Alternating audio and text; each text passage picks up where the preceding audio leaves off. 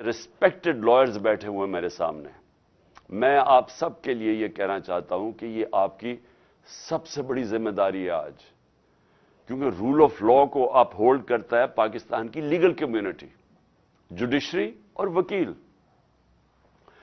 सिर्फ आप एक चीज देख लें कि जिस तरह वो लोग जिनके ऊपर पुराने केसेस करप्शन के बने हुए थे, हमारे दौर के नहीं बने हुए थे केसेस, हमारे दौर में तो सिर्फ एक टीटी केस था शहबाज शरीफ के ऊपर और एक एफआईए में जो इसने नौकरों के नाम पे इनको और इनके बच्चों ने 16 अरब रुपए के नौकरों के नाम पे पैसे लिए थे और वो फिर हजम कर लिए थे।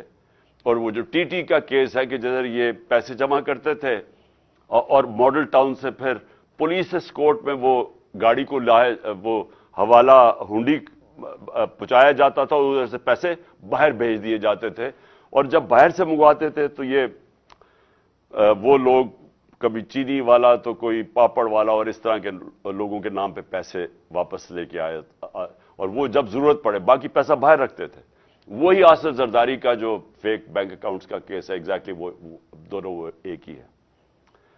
तो जो देखा गया है कि कानून मुल्क के बदले गए, असेंबली ने, नेशनल असेंबली ने पहले तो एक रजीम चेंज करवाई गई एक साजिश के तहत, ओपन मार्केट के अंदर मंडी लगी, इलेक्शन नहीं ऑक्शन की वजह से एक ऑक्शन हुई जिसके अंदर लॉयल्टीज बदली गई, हॉर्स ट्रेडिंग हुई, गवर्नमेंट गिराई गई।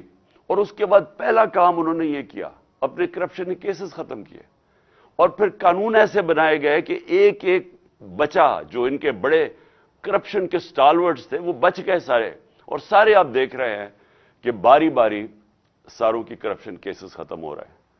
तो ये तो किसी दुनिया के मुल्क में मैंने ऐसा नहीं देखा। ये तो मैं शायद बनाना रिपब्लिक्स में भी ऐसा ना होता। ये तो कोई मगरबी जमहूरियत के अंदर कोई तसव्वुर भी नहीं कर सकता कि पब्लिक के पैसे चोरी करने वालों को पहले आप एक साजिश के तहत मुल्क के ऊपर मुसल्लत करें, उनके केसेस ना होने दें। ये भी मैं कहूं, हमारे दौर में मैं पूरी कोशिश करता रहा, मैंने पूरी कोशिश की कि इनके पूरे केसेस मैच्योर थे। नैब के अंदर से हमें कहते थे केसेस मैच्योर है, लेकिन पीछे से हमें इजाजत नहीं है। अब पीछे से इजाजत कौन नहीं दे रहा था? जनरल बाजवा साहब। जनरल बाजवा पीछे बैठे हुए थे, वो फैसला करते थे कि कौन सी नैब ने किसके ऊपर कब कितना दबाना है, फिर कब छोड़ देना है, कब अंदर उसको डालना है। शहबाज शरीफ का ओपन एंड शट केसेस थे, उसका केस ही नहीं लगता था। हम बिल्कुल बेबस थे, प्राइम मिनिस्टर बेबस बैठा था। और ये क्या शो करता है कि यहां मुल्क के अंदर जो कानून की हुक्मरानी है वो नहीं है, ताकत की हुक्मरानी है।